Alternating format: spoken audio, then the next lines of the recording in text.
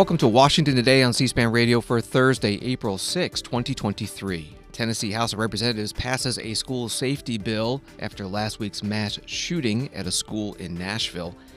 The Republican majority in the Tennessee House also voting to expel 3 Democratic members who were accused of disrupting the House proceedings last week by leading protests on the House floor calling for stricter gun control provisions to be included in that school safety bill.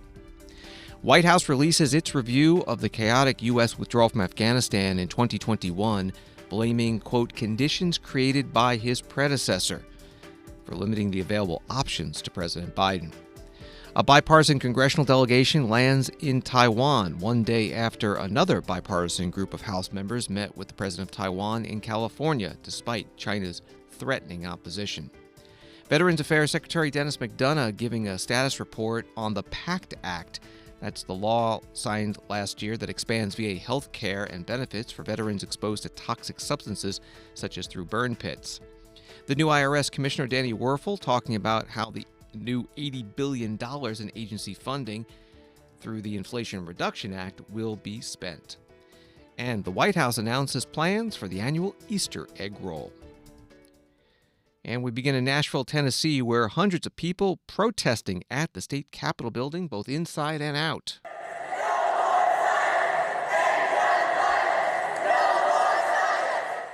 And they are protesting not only the passage today of a school safety bill by the Tennessee House that did not include strict gun control measures, but also votes to expel 3 Democratic state representatives who had taken part in a protest on the House floor last week in support of gun control. They've become known as the Tennessee Three: Justin Jones, Gloria Johnson, and Justin Pearson.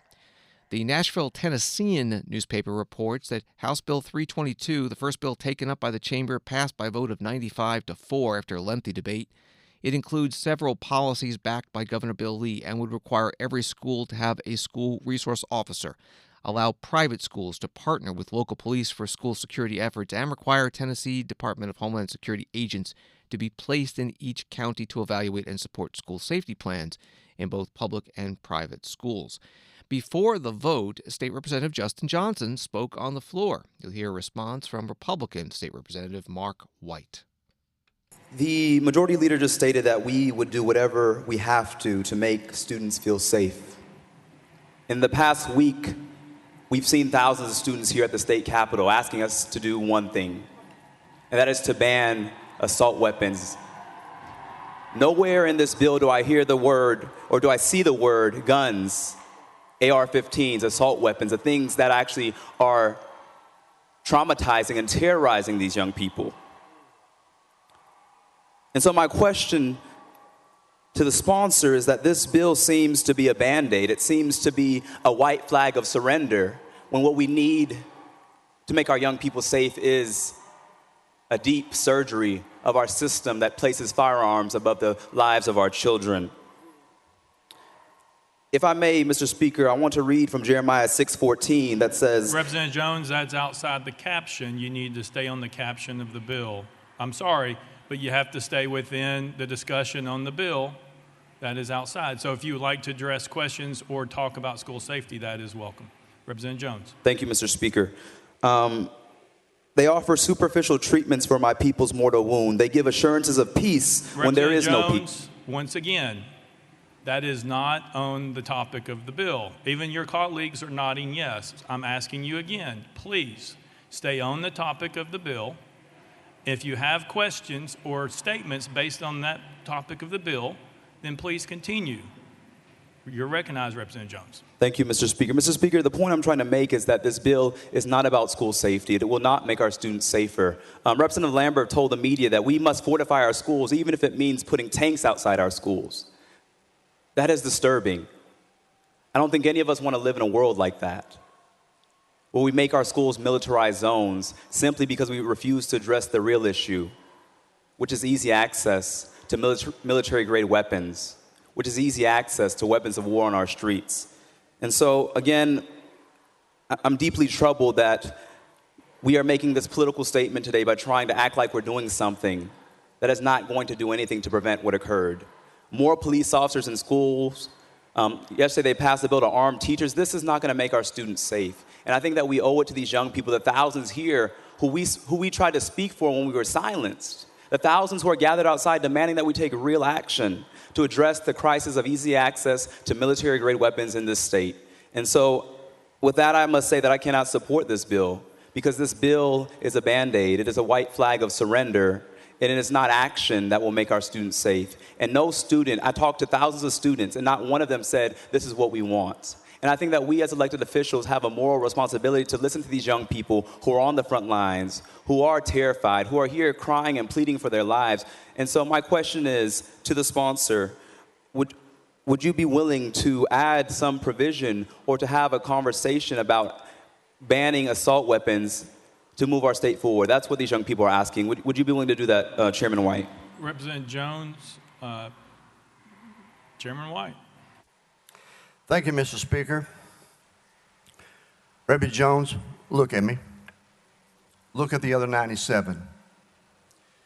This is exactly what we're trying to do. I have been up here 14 years. You have been in this assembly for 2 months, 3 months. We as a legislative body are constantly looking for ideas, but when things break down where we cannot continue to create and discuss ideas, this is where we get to, and this is what has led to this day. I used to be a school principal. I would literally step in front of anything for the protection of those little ones in my school. You assume that because we do not have everything that you may want or anyone else may want this bill, that this is a bad bill. We are trying to put things together to a starting place. So I answer your question with this.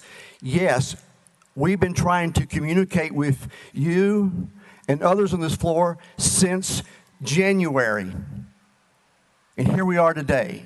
We have a good bill, and if you would work with us, we could have even a better bill in the future. That is my response to you.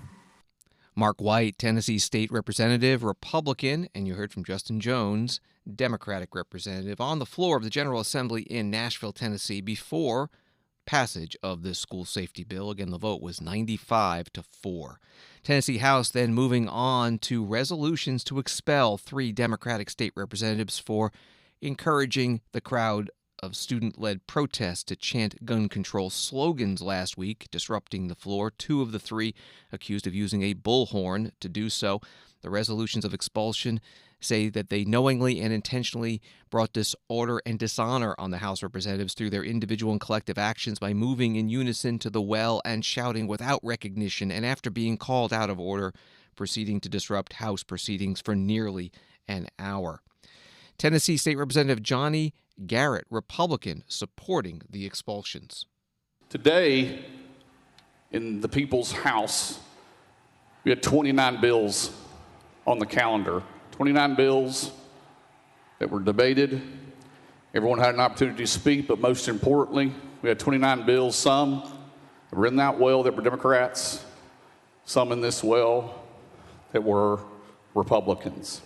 Today, our republic worked. Today, the gallery was able to watch and stand, watch us do our work. It worked today. That's what's supposed to happen on this House floor when we debate legislation. We hear each other. We don't hear the hate. We don't hear the vitriol. It worked today. It can work for the future. 1 week ago, Mr. Speaker, it didn't work. 1 week ago, we had members take it upon themselves to rush the well and stop the people's business. People will say that when they speak or when they can't speak under the permanent house of order here in the people's house, that somehow that suppresses their word. It didn't happen today. And what happened 1 week ago is that members that shut the order of this institution down, silenced 7 million people. Tennessee State Representative Johnny Garrett, a Republican, today in Nashville on the floor of the General Assembly, debate to expel 3 Democratic members of the Tennessee House. Opposing the resolutions, Karen Camper, the Democratic caucus leader in the Tennessee House.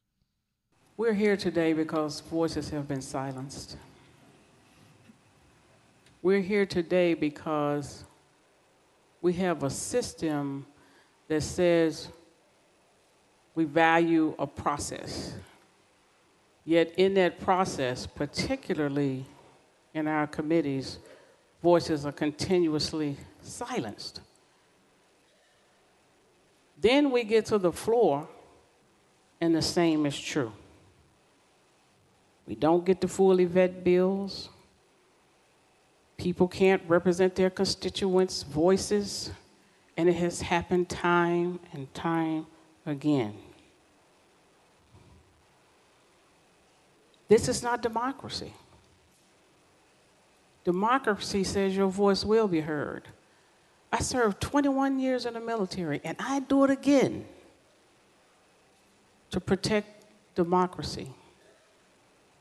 I've traveled to other countries in the name of democracy. Yet, on this floor, for what appeared to be 15 seconds of a rule violation, we're not protecting democracy. Representative Jones represents thousands of people in this state whose voice have been silenced time and time and time again. And we had just had this mass shooting and only wanted to elevate the voices of those people. That's what he wanted to do. And for a simple rule violation, we have elevated this to the highest level of admonishment. That's not democracy. Tennessee State Representative Karen Camper, a Democrat, during today's debate in Nashville, referencing Justin Jones, one of the 3 state representatives, the Democrats who are being expelled, votes to expelled. On the other 2 are Gloria Johnson and Justin Pearson. And Justin Jones did go to the floor and referred to the resolution against him as a spectacle and a lynch mob assembled to not lynch me, but our democratic process. The Chattanooga Times Free Press writes that Article 2 of the Tennessee Constitution says members of the General Assembly can dissent from and protest against any act they think could be damaging to the public or an individual. However, Article 2 also says each chamber of the General Assembly may determine the rules of its proceedings, punish its members for disorderly behavior, and with the concurrence of 2/3, expel a member. The debate getting national attention, the White House Press Secretary Karine Jean-Pierre bringing it up at her briefing in Washington. As I was walking out here today, we saw news that Republican legislators in Tennessee were preparing to vote on the expulsion of 3 Democratic officials who stood in solidarity with children and families peacefully protesting for action on gun safety. The fact that this vote is happening is shocking, undemocratic, and without precedent. Across Tennessee and across America, our kids are paying the price for the actions of Republican lawmakers who continue to refuse to take action on stronger gun laws. The president will continue to call on Congress to take action to ban assault weapons and high-capacity magazines, require safe storage of firearms, eliminate gun manufacturers' immunity from liability, and require background checks for all gun sales. And state officials must do the same. White House Press Secretary Karine Jean-Pierre at her briefing, expelling representative in Tennessee requires a 2/3 majority vote. From Associated Press, President Joe Biden's administration on Thursday laid the blame on his predecessor, President Donald Trump, for the deadly and chaotic 2021 withdrawal of U.S. troops from Afghanistan that brought some of the darkest moments of Biden's presidency. The White House publicly released a 12-page summary of the results of the so-called hot wash of U.S. policies around the ending of the nation's longest war, taking little responsibility for its own actions and asserting that President Biden was severely constrained by former President Trump's decisions. AP article continues. The administration said detailed reviews conducted by the State Department and the Pentagon, which were transmitted privately to Congress on Thursday, were highly classified and would not be released publicly.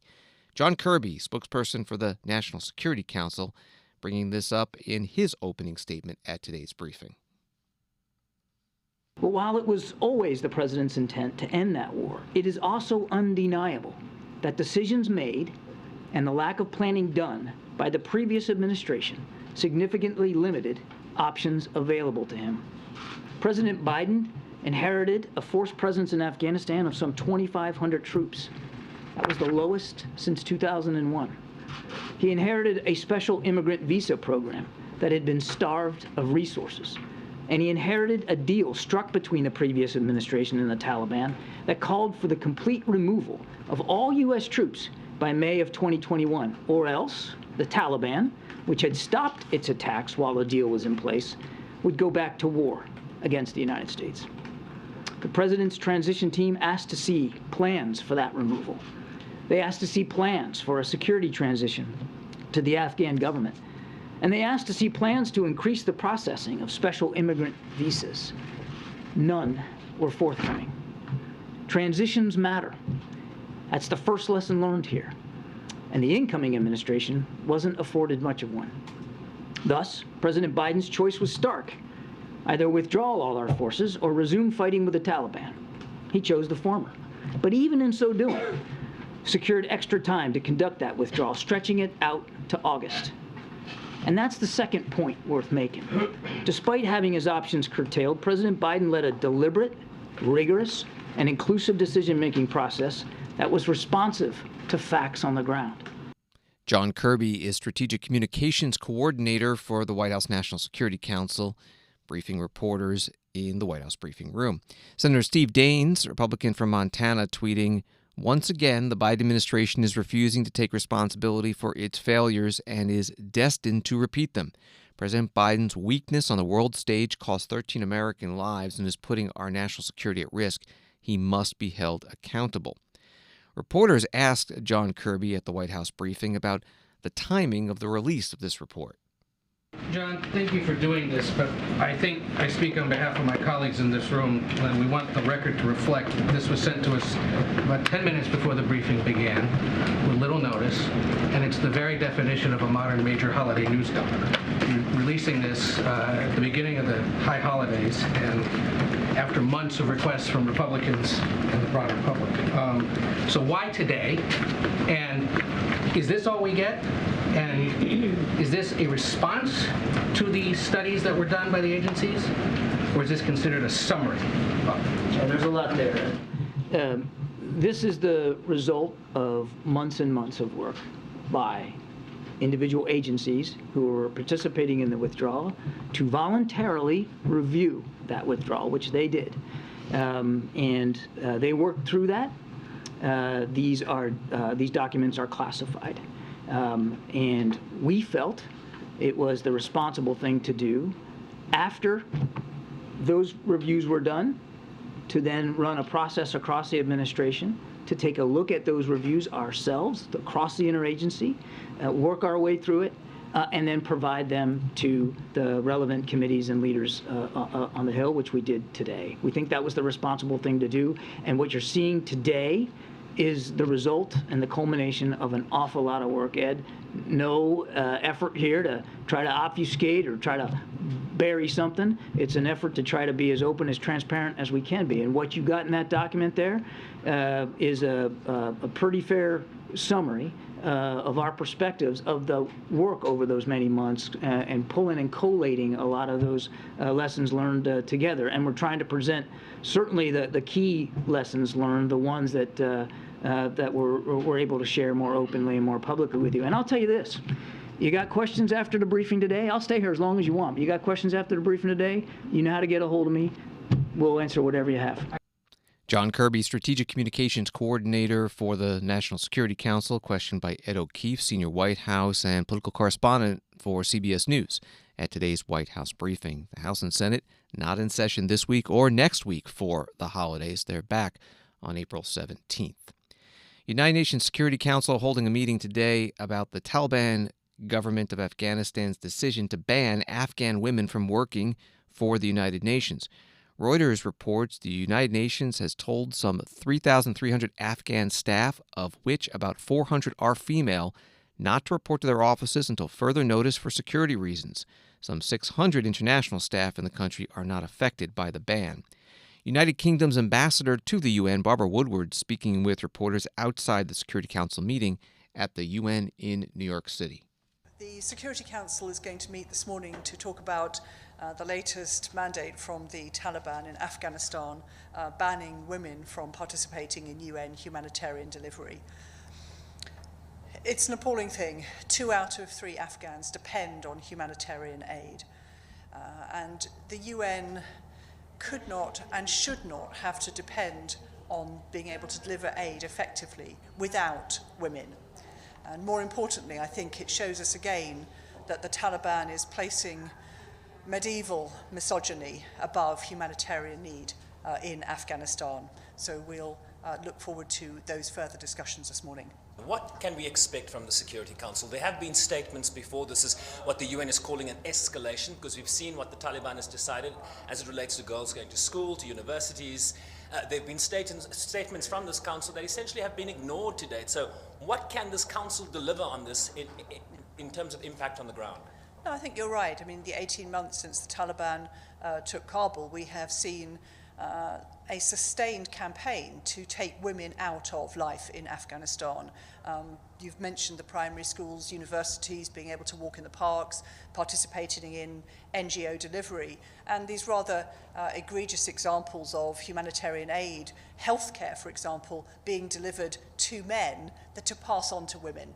So the Council will continue to try and get a clear picture of events, to work through the UNAMA and the SRSG as well, but we do need to keep the pressure on the Taliban to prevent them excluding half of Afghanistan's population from life, not just public life, but from life altogether.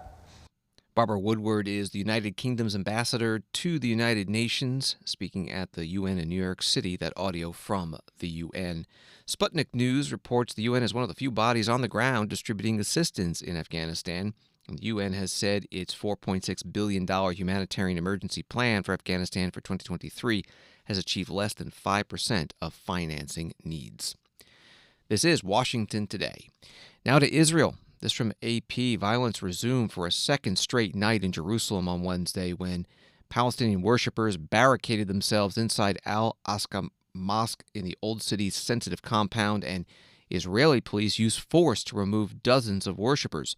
The unrest was less intense than the previous night, but the situation remained combustible as Muslims marked the Ramadan holy month and Jews began the week-long Passover holiday. Palestinian militants in the Gaza Strip renewed their rocket fire at Israel, raising fears of a wider conflagration.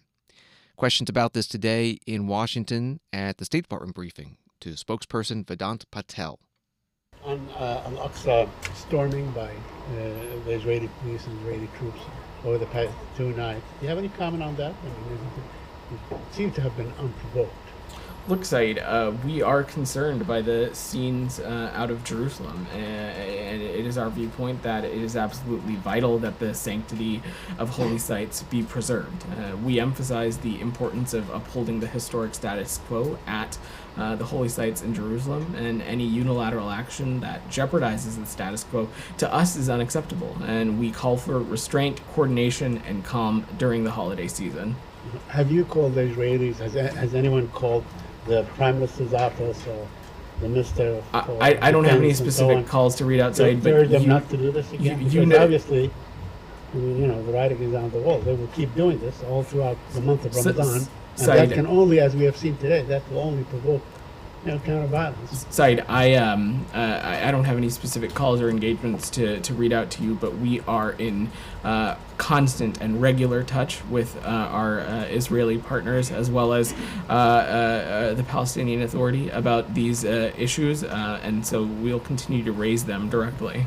But you know, it has been all along the position of this Secretary of State and this administration that, you know, to calm down in Ramadan. That you know, continues. But we have seen exactly the opposite. I mean, it seems that the Maybe the Israeli government, maybe the Prime Minister himself thinks that by exporting, his crisis into the Al-Aqsa, maybe that would help. Said, from this very podium, you have seen myself, you've seen Ned Price and other administration officials emphasize the importance of upholding the historic status quo of these historic holy sites in Jerusalem. And we continue to say quite forcefully that any unilateral action that jeopardizes the status quo is unacceptable. And that continues to be our posture on this. Vedant Patel is a spokesperson with the State Department, being questioned by Saeed Arakat, the Washington bureau chief for the Jerusalem-based newspaper Al-Quds, at today's State Department briefing in Washington. More from the Associated Press. Longtime Mideast rivals Iran and Saudi Arabia took another significant step toward reconciliation Thursday, formally restoring diplomatic ties after a 7-year rift, affirming the need for regional stability and agreeing to pursue economic cooperation. The agreement was reached in Beijing during a meeting between the Iranian and Saudi foreign ministers, a month after China had brokered an initial reconciliation agreement between the two regional powerhouses. That from AP. A bipartisan U.S. congressional delegation arriving in Taiwan today, one day after U.S. House Speaker Kevin McCarthy met with Taiwan's president, and other House members were there as well, Republicans and Democrats, in California. NBC News writes the flurry of visits comes amid dramatically worsening China-U.S. relations as Beijing increases pressure on Taiwan, declines to criticize Russia's invasion of Ukraine, and grows more assertive internationally. China had criticized the McCarthy-Tsai meeting, that's Tsai Ing-wen, the Taiwanese president, as a provocation and a violation of the One China principle, under which Washington recognizes Beijing as the sole legitimate government of China, while maintaining unofficial relations with Taipei. Congressional delegation, or CODEL, to Taiwan was led by Congressman Michael McCaul, Republican from Texas, chair of the Foreign Affairs Committee, who spoke to a Fox News reporter at the airport.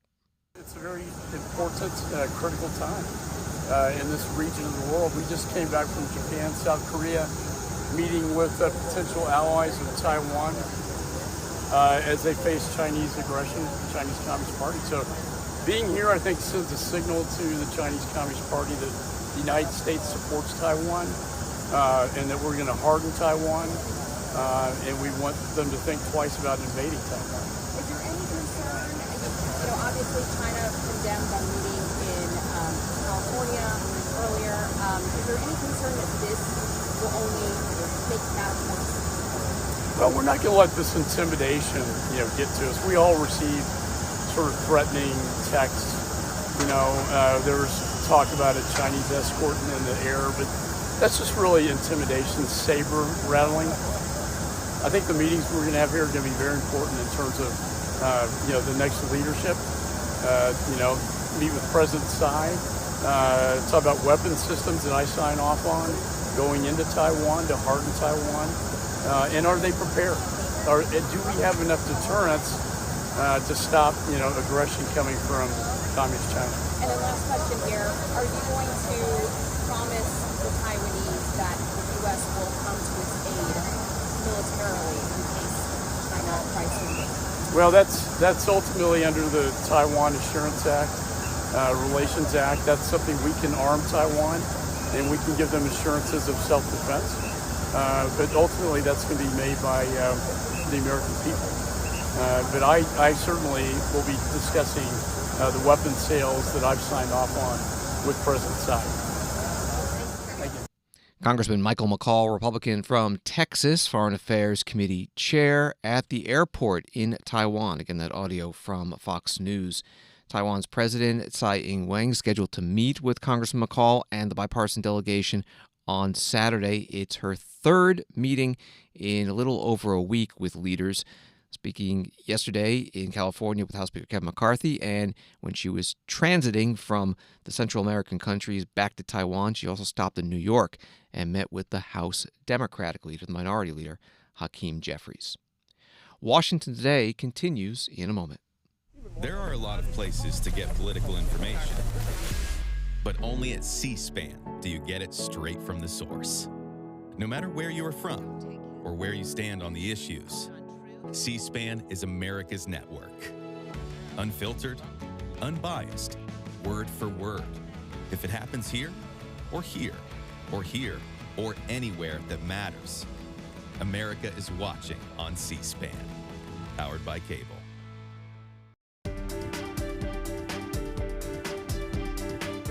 Welcome back to Washington Today, available as a podcast wherever you get your podcasts and on the C-SPAN Now mobile app.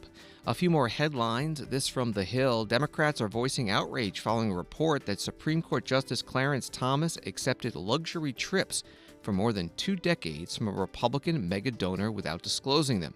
Senate Judiciary Committee Chair Dick Durbin, Democrat from Illinois, said his committee will act following the report.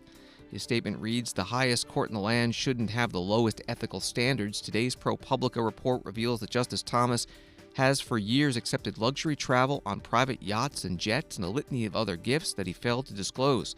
This behavior is simply inconsistent with the ethical standards American people expect of any public servant, let alone a justice of the Supreme Court." Congresswoman Alexandria Ocasio-Cortez, Democrat from New York, in a tweet calling for Justice Thomas to be impeached. And this from CNN, House Judiciary Committee Chair Jim Jordan, Republican from Ohio, subpoenaed former New York County Special Assistant District Attorney Mark Pomerantz for his role investigating Donald Trump and his business empire, as House Republicans attempt to frame the recent indictment against the former president as politically motivated. An update today from Veterans Affairs Secretary Dennis McDonough on implementation of the PACT Act. That's the bill that expands VA health care and benefits for veterans exposed to burn pits, Agent Orange, radiation, and other toxic substances. It was signed into law about 7.5 months ago. Secretary McDonough saying that just under 10% of all the veterans believed to be eligible have filed claims. We think that there are roughly a little over 6.2 million veterans who we believe qualify for the PACT Act. Mm-hmm. Now, there's a lot of records issues in there and stuff, for example, so there's still a lot of Vietnam vets for whom we don't have great deployment records because of the fire at the National Personnel Record Center many years ago. So if that's what you're starting with, so let's take out those bad record numbers. So then we're at, like, let's call it 5.3 million veterans we think qualify. Mm-hmm. To date, we've had about 450,000 veterans file a claim under the PACT Act. So you can see 450,000 and see a big number, or you can see a small number. I choose to see a small number, mm-hmm. especially when we're working with a denominator of, north of 5 million. Veterans in our care can get what's called a toxic exposure screening, which is in effect a conversation with your primary care provider about what you've experienced in terms of exposure. And we've now given about 2.3 million toxic exposure screenings. I actually legit see that as a big number. Importantly, 40% of those veterans tell us about an exposure that we were not aware of, meaning these are veterans already in our care, and we're learning something from them about what they're exposed to. And that allows us then to forward on that veteran to specialists or further review. So that gives you a sense of how it's going. The question then is, why is that 450,000 number? Why isn't it bigger? Mm. I think there's probably 3 reasons, and I think each of them points to the question you're asking. One is there's just a general lack of trust issue in VA. Mm-hmm. It's not everybody, and the trust numbers are getting better. And later this year, we're going to start for the first time applying the V-signal. So that's our trust survey to the compensation benefit portfolio. So that'll be an important new data set. So one, we have to get over the trust issue. Second, there are a lot of vets who are unaware that this is out here.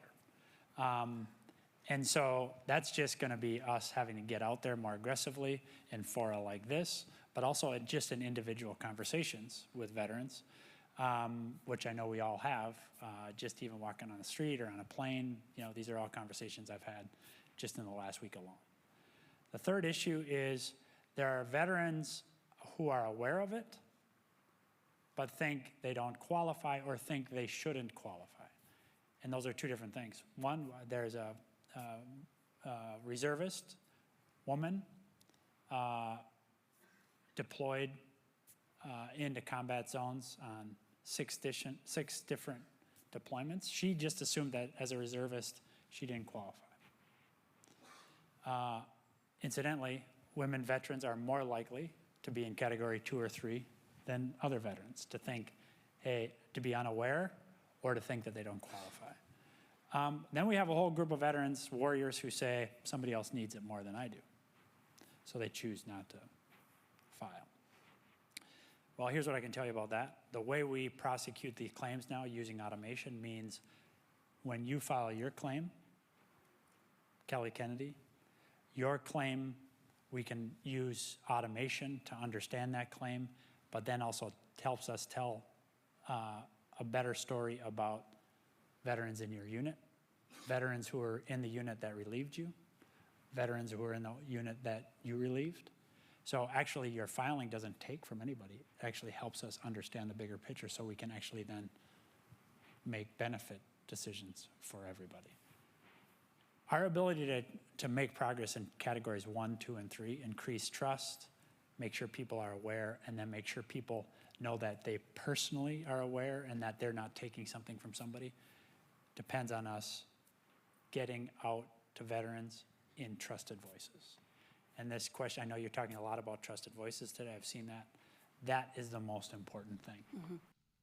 Veterans Affairs Secretary Dennis McDonough, conversation at the War Horse Symposium at the University of Chicago today. War Horse is a nonprofit news organization that says it, quote, holds power to account, strengthens our democracy, and improves understanding of the true cost of military service. You can find the full event with Dennis McDonough at our website, cspan.org. IRS today releasing the strategic operating plan about how the $80 billion the IRS will be getting under last year's legislation known as the Inflation Reduction Act will be spent. Republicans in Congress who voted against the bill have criticized the extra money, saying it would be used to hire what some called an army of IRS agents to audit middle-class Americans. Some of those members using the figure 87,000 new agents. The IRS Commissioner Danny Werfel saying at his ceremonial swearing in on Wednesday, that's not true. What will the plan mean for taxpayers? In the short and long term, here are just a few things the IRS will accomplish. An end to long wait times on the phone, regardless of the time of year. So calling the IRS will no longer frustrate taxpayers and tax professionals. More service locations and more IRS staff to provide in-person help that has been sorely missing for many years in so many parts of the nation. More digital tools to help people get the service and the information they need. For example, this will mean a more detailed version of refund tracking so people have a clearer view of when and where their refunds are in the processing pipeline. More digital scanning to speed processing of paper returns we receive. This will reduce errors and speed refunds for paper filers. And an expanded online account, so taxpayers and tax professionals have a clearer view of their tax information and easier ways to address issues with their tax return. For example, taxpayers will be able to respond to IRS issues instantly by electronic means, avoiding weeks of mailings and paper processing. For many, letters from the IRS in the mail could be a thing of the past. Add these all up, and the new IRS will make a very complex tax system much easier for people. It will be easier for them to file and understand their tax obligations. This will make it easier for people to claim the vital credits they are entitled to, something millions of people can overlook each year by, for example, missing out on the Earned Income Tax Credit and other vital credits. So not only will our work help provide bigger and faster refunds for many, but these changes will also help people get it right the first time, avoiding follow-up contacts from the IRS and reducing the need for potential audits. Now, what will the plan mean for our future efforts to ensure compliance with tax laws?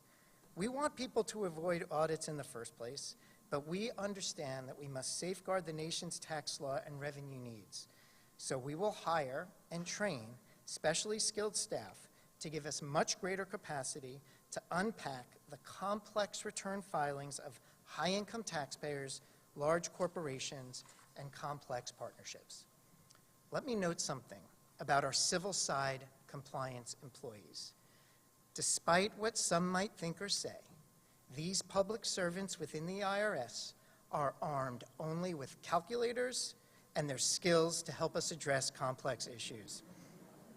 Their work will give people confidence that all taxpayers, regardless of means, are being treated fairly under the tax laws. The IRS Commissioner Danny Werfel at his ceremonial swearing in on Wednesday at the IRS building in Washington, D.C. That audio from the Treasury Department feed. Danny Werfel is the 50th permanent IRS Commissioner in the agency's history. Federal income tax return filing deadline, by the way, is in 12 days, April 18th. On Wall Street today, the Dow up 2, NASDAQ up 91, S&P up 14. CNN reports that President Joe Biden on Thursday vetoed a resolution that would have rescinded his administration's hallmark water rule, with proponents of the rollback arguing that the regulation places a burden on the agriculture community by being too restrictive in defining what is a navigable waterway. This is the second veto of the Biden presidency.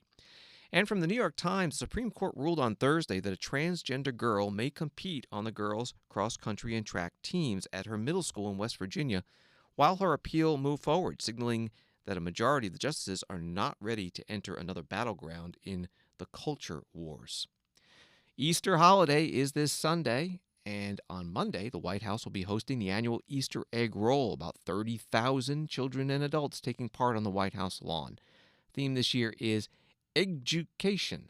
More from the White House Press Secretary Karine Jean-Pierre. On Monday, the President and the First Lady will host the 2023 White House Easter Egg Roll, a tradition dating back to 1878. A teacher for more than 30 years, First Lady Jill Biden is continuing her theme of education for the event, transforming the South Lawn and the Ellipse into a school community full of fun educational activities for children of all ages to enjoy. In addition, the time-honored traditions of rolling and hunting eggs, this year's White House Easter Egg Education Roll will also feature a schoolhouse activity area, reading nook, talent show, field trip to the farm, picture day, a physical education zone, a snack time tent, and more. White House Press Secretary Karine Jean-Pierre during her briefing. As an additional promotion, NASA sending a souvenir wooden White House Easter egg to the International Space Station for the astronauts to help teach students about gravity. And NASA posting this video. Hi, I'm NASA astronaut Woody Hoberg, currently orbiting about 260 miles above the Earth aboard the International Space Station. We are looking forward to seeing you at the White House Easter Education Roll on Monday. It's going to be an exciting day for all to enjoy. And that astronaut can be seen playing a bit with the floating egg. Well, he's floating too. You can find it at NASA's Twitter.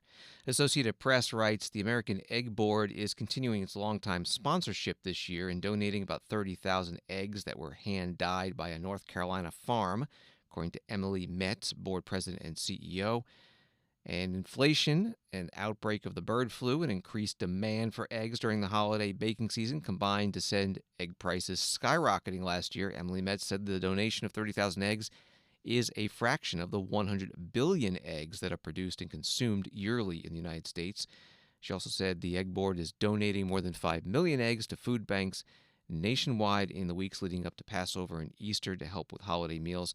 And this year, for the first time, the hard-boiled eggs used in the traditional egg roll and egg hunt on Monday will be composted and used to fertilize gardens and parklands throughout District of Columbia, Maryland, and Virginia.